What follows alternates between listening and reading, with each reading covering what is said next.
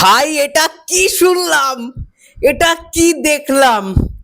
সব তোলপাড় করে দিয়েছে তাণ্ডব। বরবাদের রেকর্ড আজকেই ব্রেক করবে। আমার যেটা মন বলছে, বরবাদ যদি 4 থেকে 5 কোটি টাকা ফার্স্ট ডে কালেকশন করতে পারে, ভাই এটা তো 5 থেকে 6 কোটি টাকা মিনিমাম যাবে। কম করে বললাম, মিনিমাম যাবেই যাবে।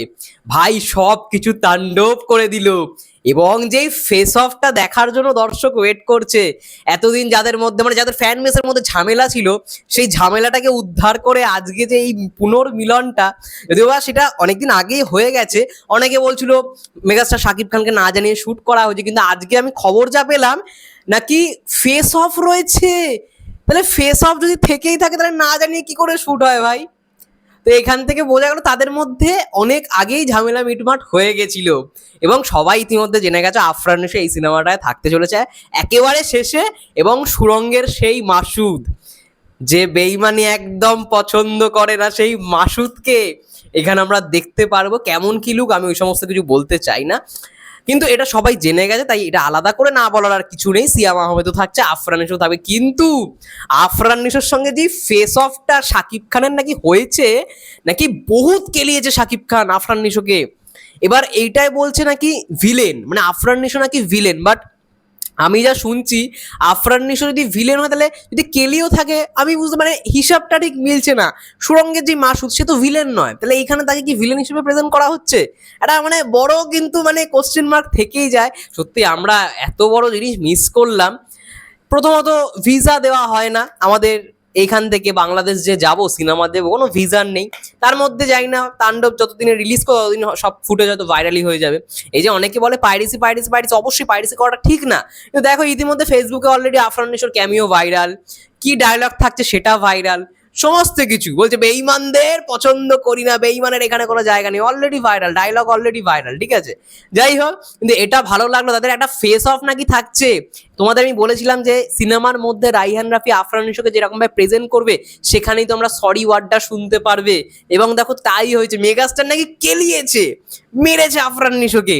তো এইটা দেখে হয়তো অনেকেই খুশি হয়ে যেতে পারে, বিশেষ করে সাকিবিয়ার যাদের মধ্যে এতদিন ক্ষোভ ছিল। বাট আমি একটাই কথা বলবো, বাংলা সিনেমার স্বার্থে ভালো ভালো অভিনেতাদের নিয়ে কাজ করাটা উচিত, একসঙ্গে তারা আসুক। এই যে রাইহান রাফি যেটা করে দেখালো আফরান নিশো সিয়াম আহমেদকে সাকিব ভাইয়ের সিনেমায়, কেউ আজ পর্যন্ত করে দেখাতে পেরেছে? করে দেখাতে পারিনি, রাইহান রাফি সেটা করেছে।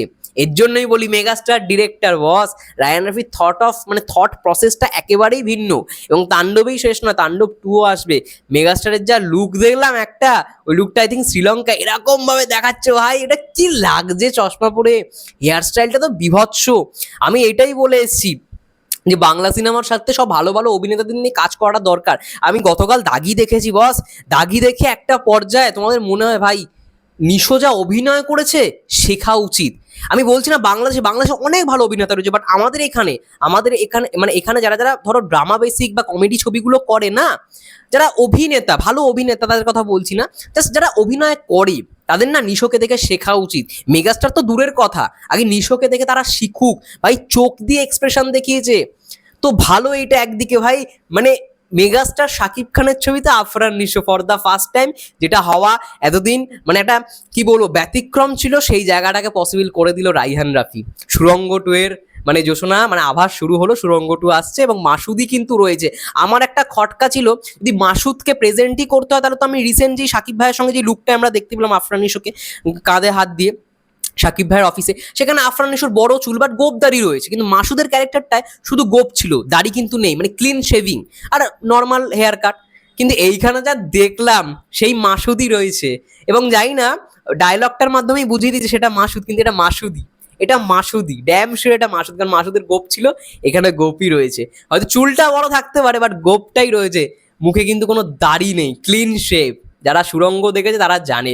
তো দারুণ ব্যাপার, টাসেলটা ভাই জমে গেছে, মেগাস্টার শাকিব খান ভার্সেস আফরান নিশো বস, খেলা পুরো জমে গেছে আজকে ভাই। সারা দেশে তাণ্ডব হবে, তাণ্ডব। মেকিংও খুব ভালো হয়েছে, গল্প খুব ভালো। ফার্স্ট হাফটা অনেকে স্লো লেগেছে, but second half very good, very good, খুব ভালো, খুব স্ট্রং গল্প।